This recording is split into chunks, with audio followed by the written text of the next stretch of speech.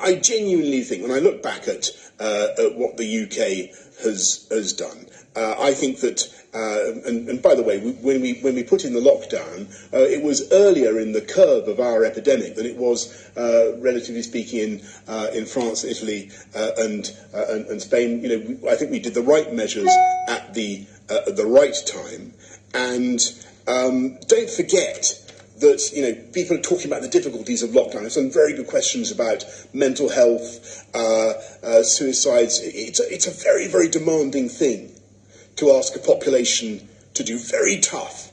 And so I think it was completely right to make our period of lockdown coincide as far as we possibly could with the peak of the epidemic.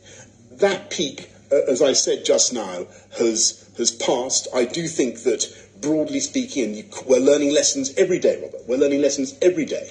But I do think that, broadly speaking, we did the right thing at the right time. And, since you make international comparisons, let me remind you that at the time we had to take those very difficult decisions, we were looking at a situation in which it seemed all too plausible that people would not get ventilated beds in the way that was happening in other countries. And it seemed really possible that people would not have access to intensive care, as we were seeing happening tragically in some other places around the world.